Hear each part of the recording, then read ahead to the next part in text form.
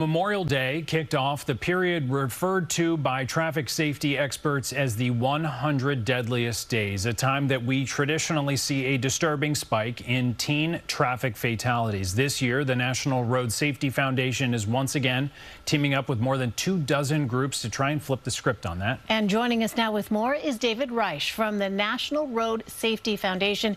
David, thank you so much for being with us. This is such an important topic. First of all, give us some background here. What is behind this jump in crashes involving teenage drivers during the summer? Well, we lose about 2,100 young people every year in traffic crashes.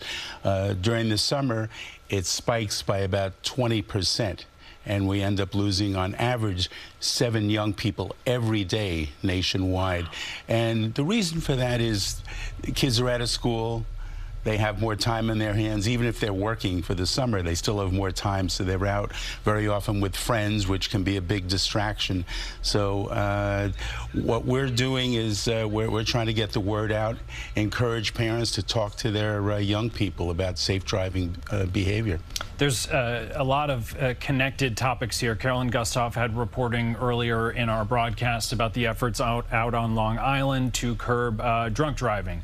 And we've spoken in previous weeks with experts about cell phones, texting, the addiction that so many of our young people have with those devices. Are they part of the story here? All of those are, yes. Impaired driving is a big factor. It is a factor in about 25 to 30% of all fatal crashes nationwide. Distraction also accounts for officially about 25–30%. We think it's a lot higher. We think it's an underreported issue. And speeding is another big factor. And these are all things, especially for young people who have less experience behind the wheel. These all can add up to a very dangerous and sometimes tragic combination. So we've been showing some video of a teenager behind the wheel, but also other teenagers in the car. Can you talk a little bit about that? When you talk about distraction, right? What does that factor, how does that factor in having, multiple sort of friends around at the time when a teenager is behind the wheel? Yeah, we think of cell phones as the biggest distraction, and they are a very big factor. But for young people, other kids in the car is a real problem. They'll noise, kidding around, and because young people are less experienced, it takes less to distract them.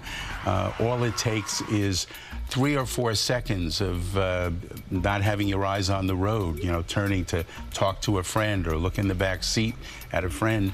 3 or 4 seconds at highway speeds, you've gone the length of a football field. So just imagine driving the length of a football field essentially with your eyes closed. I mean, it's dangerous. So dangerous. There's a reason that permit and license and that process, you're really meant to be either alone at the wheel or with a parent or guardian. So what can parents do if, their 18, 19-year-old kid is allowed to be behind the wheel with as many friends as he or she wants? What can you do from home to imagine your child safely behind the wheel? Yeah, it's a tough one, but parents need to have a talk with their kids. And many parents say, "Oh, my kids don't listen to me," but they watch us. And so if we've been safe drivers for years before our kids even think of getting their licenses, they model on our behavior. So we've got to be good role models for years before our kids start driving. The National Road Safety Foundation, though, has a very good resource called Passport to Safe Driving, and it has all kinds of tips to help parents start that conversation with their kids and talk to them about being responsible drivers. Well, it's really important stuff, David, and we appreciate you being here this morning. Thank you. Thanks for having me. And we'll be right back.